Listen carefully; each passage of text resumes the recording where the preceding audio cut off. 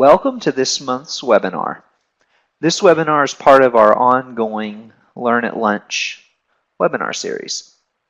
Today's speakers are Dr. Dave Shideler and Dr. Larry Sanders.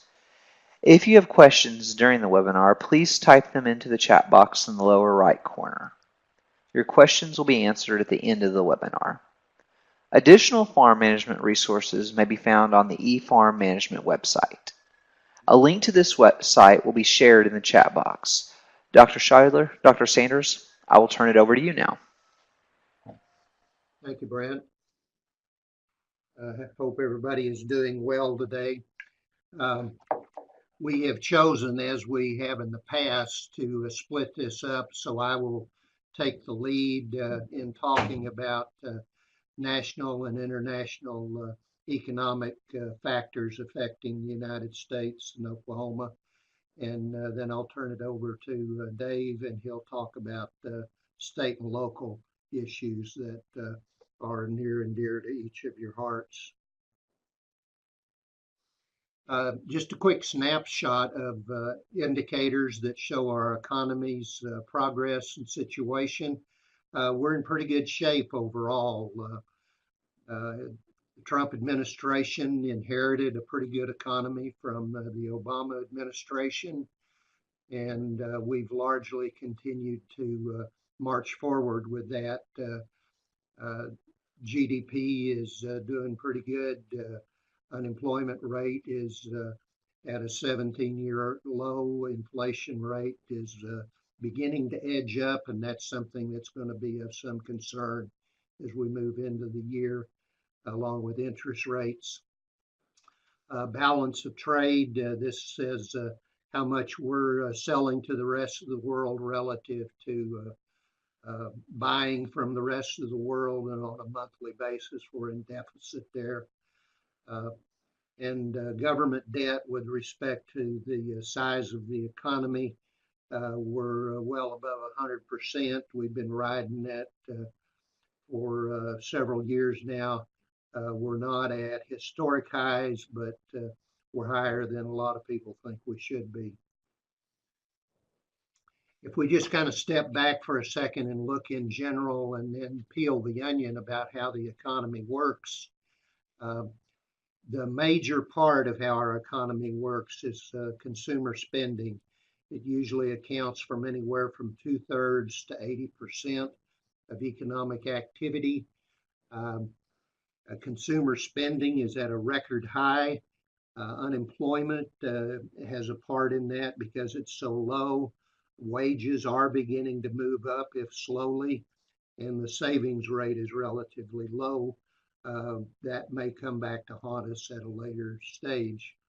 The rest of what makes the economy work usually tends to be equally dispersed between government spending and business investment. We are well below the high of 2015 for business investment, and we are somewhat below the 2009 high of government spending. And if you'll recall, we spent a lot of money in 2009 at the federal level to try to get us out of the economic downturn of the global economic meltdown of 2008. If we look at what's been happening recently on the federal side, we've had some significant tax cuts. They aren't the largest that we've had in a while, but just to kind of, again, peel the onion on whether this is good for us or bad for us, I think most of us feel pretty good because we get more money in our pockets when there are tax cuts. But in fact, theory and research show that there's little to no economic gain over time. It does increase inflation, and that tends to put a damper on the economy. The federal deficit and debt will increase because of this. So when you begin to see how that's affecting us currently, if we could just kind of think for a moment about why would we cut taxes? Typically, we have that as as an arrow in our quiver to fight an economic downturn, so we can begin to give some shots to the economy to pull it up. And we're in good shape economically right now, so it's not the right time to have tax cuts like that. And it's increasing the deficit, so it's going to come back to haunt us, even though in the short term we all seem to be happy with the tax cuts. So what it will mean as the year unfolds and going into 2019 is that there will be less investment from the federal level in infrastructure. And that includes things like roads and bridges, and we are falling behind daily in those areas, in education and utilities. Social programs, there'll be less investment there, and we'll begin to see more debate and discussion about curbing what we're spending on social programs, everything from food stamps all the way up to Social Security and Medicare. And we won't have as much to invest in farm programs, and that probably is something for more discussion here with this audience. So tax cuts, sure, we're happy to get it as individuals in the short run, but given that we're doing it when we're in good economic times, it's probably not a good thing, and we're going to pay a price for it down the road. The other thing that's been going on as a major factor at the federal level is looking at trade agreements and tariffs. President Trump backed out of the TPP for the Pacific Rim countries early in the beginning of his administration. And now he's begun to lay down the gauntlet with a series of tariffs. U.S. agriculture, we'll look at a chart here in a moment that shows well over 50-year history of benefiting from trade agreements and bringing down tariffs. And it's clear that agriculture will take a hit as we move into this backing away from trade agreements and increasing tariffs. Tariffs generally do more harm than good. The Trump tariffs are going to hurt U.S. consumers and farmers for the most part. There may be some specific sectors that will have short-term gains, but for the most part, it's going to be a situation where we lose and the other countries lose in the long term. Just a historical chart to show you that if you look at the dark line on the chart, that's how much we've been selling to the rest of the world in agricultural exports. And the orange line is how much we've been buying. And we've been in record territory for the last decade, and we're have a larger trade surplus in agriculture than we've had in a long time. It's taken a downturn hit recently, and with the things that the Trump administration's doing, we're probably going to see those numbers decline. One thing I just want to point out as you look at that chart, though, is the major gains that we've seen in the last decade have primarily come from growth in the Pacific Rim countries and in China. And if we do things to attack those countries for what we think they're doing wrong, and they come back and penalize us, we're going to lose those gains fairly quickly. And if anybody doesn't believe it, just look at this chart about how important agricultural exports are to agricultural income. The gold line shows the level of exports that we've had over the last 18 or so years. The red line shows agricultural income in the United States, which took a real nosedive for lots of reasons that have nothing to do with trade over the last few years. But you can see that generally speaking, when we sell more to the rest of the world, agricultural income does better. And when we sell less to the rest of the world, agricultural income is worse. And so those tariffs do not bode well for that aspect of agricultural income in the future. Farm bill is something we've been getting a lot of questions about. As most of you know, we are currently on the tail end of the 2014 Farm Bill. Was expected to last through this year.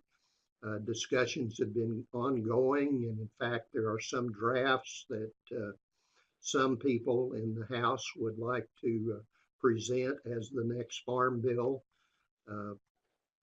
What's similar about it is that it's still risk management as a framework with crop insurance as a focus. It maintains the omnibus concept so that it covers not only farm programs, but conservation and food stamps, et cetera, et cetera. Specialty crops may be a compromise issue. Food stamps are currently holding up progress. And these are the four players that are going to decide what's going to be in this next farm bill on the House and Senate side, the House Ag Committee and the Senate Ag Committee. So, as I think we've all come to understand, Trump thrives on management by disruption. That's not a judgment, better or worse, just the way he does business. Congress isn't likely to reverse those tariffs, even though a lot of them don't like them. The risk is that we might have trade wars that will make it worse. And there's a possibility of threading the needle where we'll get through this if the value of the dollar stays low and economic progress in the United States continues to grow. But our crystal ball can't say for sure how that's going to play out. I'll turn it over to Dave now. All right. So building off of some of those trends, we're going to spend some time looking at some economic indicators for the state and then dive into some of the more specific details along sectors and county level.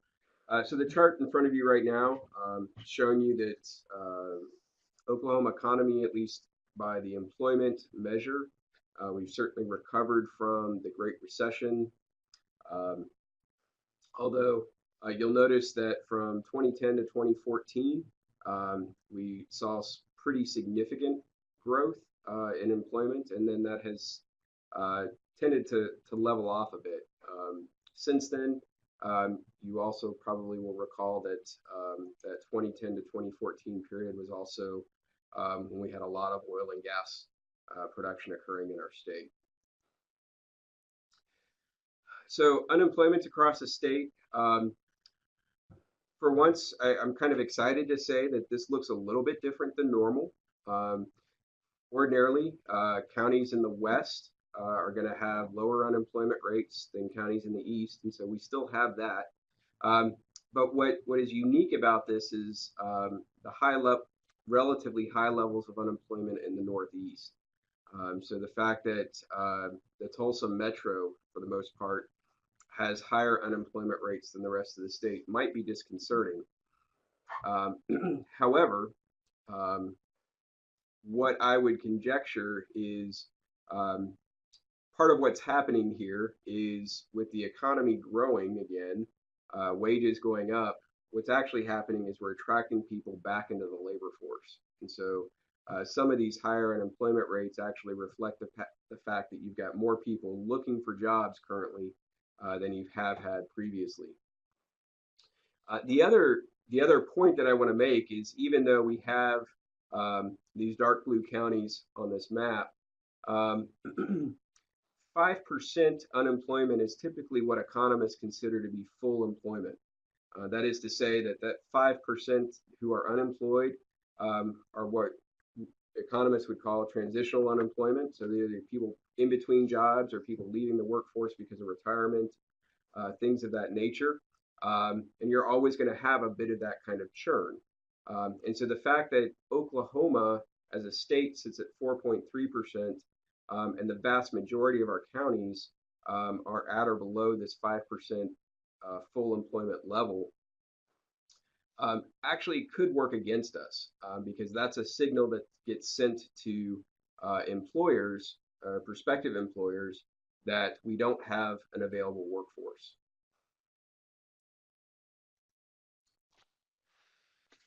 So looking at the flip side of this, looking at employment growth, we see we have a handful of counties that have actually lost employment over the last year. But again, the vast majority of counties have actually seen employment grow over this December to December time period. Again, the fact that we're seeing employment growing in so many counties, and if you looked at the previous slide and this slide together, what you'll find is where you have employment growth tends to coincide with some of those high unemployment counties. So again, that tends to reinforce the idea that maybe people are re-entering the workforce. So we have a lot more people looking for jobs than we might have previously. Thinking about Oklahoma in terms of our economic structure as a state, the top industries based on GDP are going to be government, financial services, and mining. So government's going to include federal, state, and local government. And given that we've got 4 major military installations, in addition to state and local government systems, the 16% of government's not all that surprising. What may be surprising to some of us is that mining is in a bigger chunk of this pie. And that's going to largely be driven by oil prices, which are actually down a bit certainly from 3 years ago, where mining was, on this same slide, mining represented about 18% of state gross domestic product. But again, doesn't necessarily mean there's huge changes in production. It's more a function of the price of gas and oil.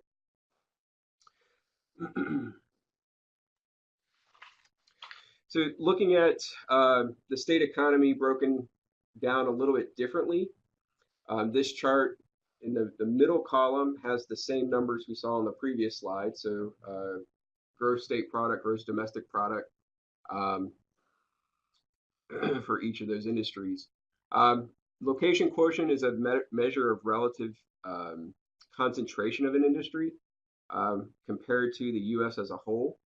And so when you look at those, look at the economy from that perspective, you'll see that some of our largest industries are ones that we don't have a particular concentration in. So agriculture, utilities, transportation, for example, are 3 of our more concentrated industries in the state, but they're not among the top 5 largest industries in our state. And so that might suggest from an economic development perspective that there's potentially some opportunities there for us to expand economic activity and build on that concentration that exists here in the state in those 3 smaller sectors. When you think about growth, also we have this interesting fact that all 5 of the fastest growing sectors, and here the time period is from the 2009 when the Great Recession ended through 2016, the most recent data. The 5 fastest growing industries in the state are agriculture, utilities, wholesale trade, transportation, arts, entertainment, and recreation, which none of which are among the largest industries in our state.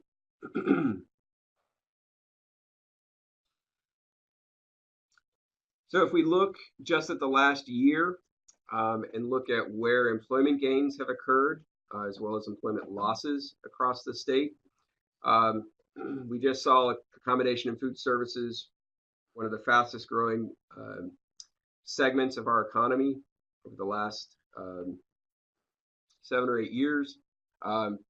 We certainly see that happening over the last year in terms of employment. Mining and logging is coming back. So this is primarily going to be oil and gas exploration, fueling that 11%, almost 12% growth in employment in that sector. Some durable manufacturing. That's going to be items that last more than 3 years. So think furniture, think also think manufacturing equipment, or even oil drilling equipment, which I suspect is a large chunk of that component. Administration and waste management is a broad sector that incorporates management of companies, as well as waste management specifically. And then healthcare and social assistance. Obviously, this is going to be our healthcare sector, including doctors and hospitals and pharmacies and that sort of thing. Social assistance is going to focus on more of your elder care, care for persons with disabilities, specialized services along those lines. I suspect that these numbers are largely being driven by healthcare expenditures and not the other given cuts to some of our social services state budgets. So on the jobs losing industry side, we see non-durable manufacturing leading the pack, losing 1,800 jobs over the last year. Retail trade has also contracted a bit. The information super sector also losing some ground, and then we've seen some decline in federal government employment as well.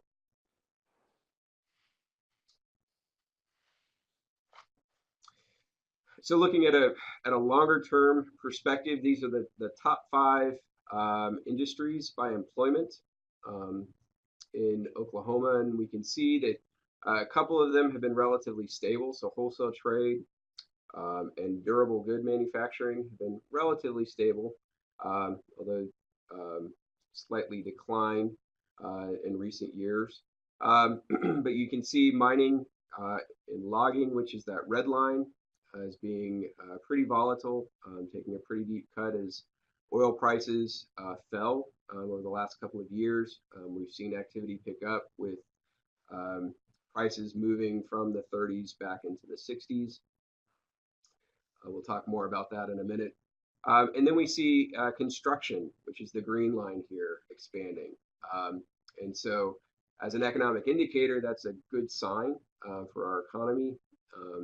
When we see a rise in construction, typically that's related to an increase in housing construction, and people buy houses when they feel like income and employment is relatively stable or growing. So that bodes well for us as a state.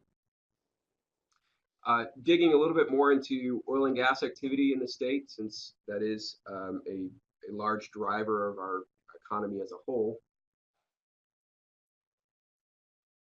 Here we're looking at natural gas prices, which is the red line, relative to the number of active gas rigs, which is the blue bars.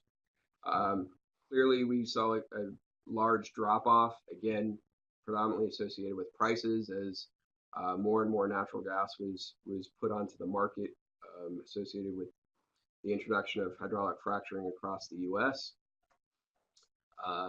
But you can see that in the last couple of years, we've seen a stabilization in prices, or so it would seem, right around the $3 range.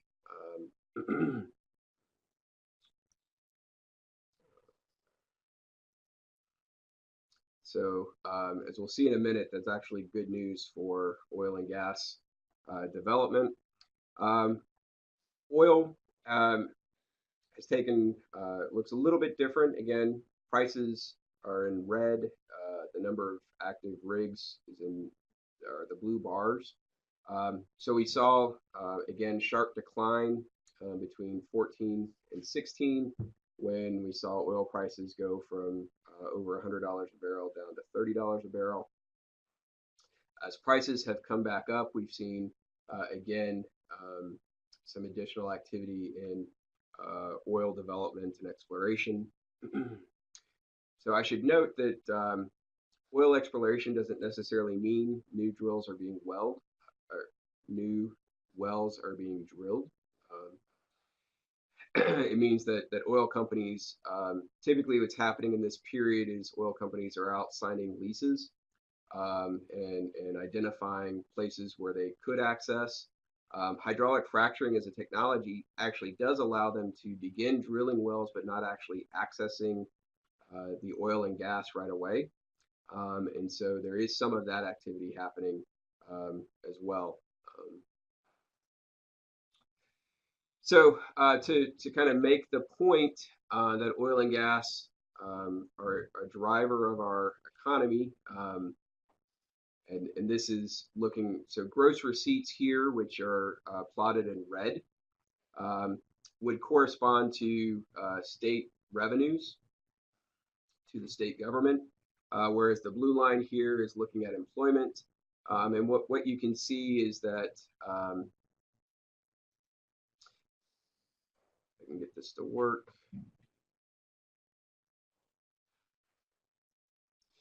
That right around 2015, again, when we saw the fallout happening specifically here in Oklahoma from oil prices falling, which began in 2014, this is a leading indicator. So we see employment beginning to drop, and then 3 months or so later, we begin to see state revenues dropping as well. And so, again, the good news is that we kind of hit bottom in terms of oil and gas employment in the middle of 2016. That's been rising. And again, 3 to 6 months later, we begin to see an uptick in state revenues as well. And so this certainly bodes well for the state government in terms of the funding situation we faced for the last couple of years of trying to fill budget holes. There's going to be more revenue available based on our current revenue structure to help cover state government costs. But you know, this also does demonstrate that we've got quite a bit of variability in those state revenue costs with that structure. So it may behoove the legislature to look at alternative revenue sources just simply to stabilize some of these ups and downs. Another way to look at some of the state revenues is to compare this year to last year. So each month, what's being charted here is the different revenue sources contributing to gross receipts, and then the month-over-month comparison. And so where we see large gains recently have been in sales taxes, the blue, the darker blue, as well as income tax collections, the purple. Whereas we've seen some stable, at least for the last several months, production in terms of the gross production tax. That seems to be stabilizing. So, and it's not reflected here, but if you dig into the data, you can see that the largest gains in terms of income tax receipts is from corporate income tax. And so, again, from an economics perspective, that might indicate that companies are doing well and seeing an increase in profits and sales. So the leading economic index is a survey-based instrument that the Federal Reserve of Philadelphia does nationwide. Here we're looking at state numbers. So you can see that the red, which represents Oklahoma, the last couple of months has been well above the US.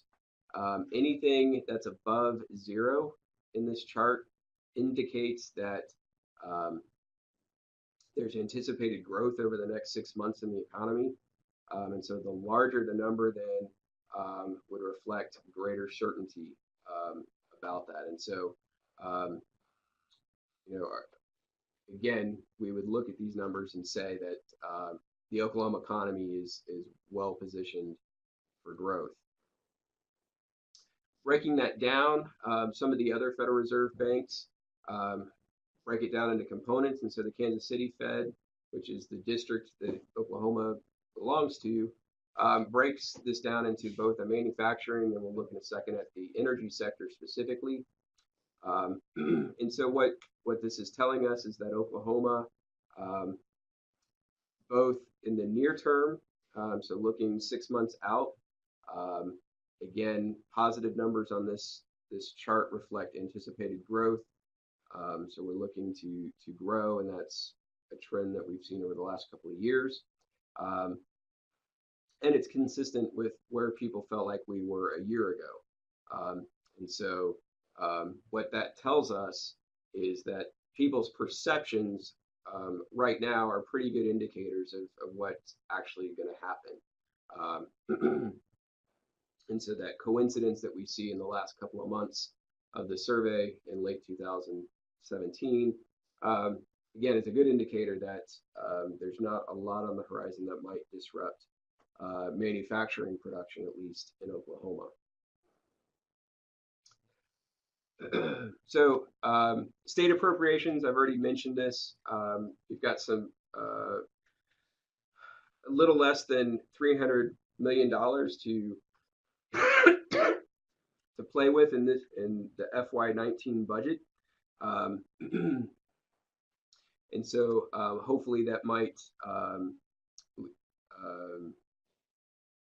give the legislature some latitude to resolve some of the issues we've had in previous years with deficits and backfill some of the cuts that have had to be made over recent years. But generally as a whole, state economy is growing. We've got growth across multiple sectors, and this coincides with growth in oil and gas production, again, which for Oklahoma is a driver for much of our economic development. We see that the labor force is growing, leading to higher unemployment rates in some parts of the state. But again, we're also seeing employment growth in many of those same places. And so over time, that should even out. General economic conditions, as well as in manufacturing specifically, are pointing to additional growth over the next 6 to 12 months. And as Larry pointed out, there is potentially some uncertainty that exists that will impact Oklahoma, both manufacturing, agriculture, due to federal trade policy implications. So I would have to wait and see on some of that.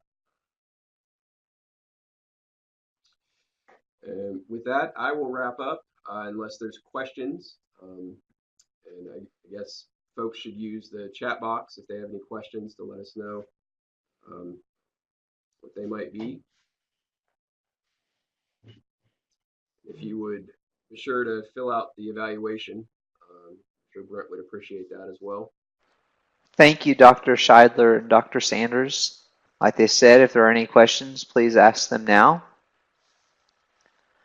I would like to thank everyone for joining us today. And as a reminder, our next webinar covering producer responses to drought conditions will be on Tuesday, April 24th at noon. Goodbye until then.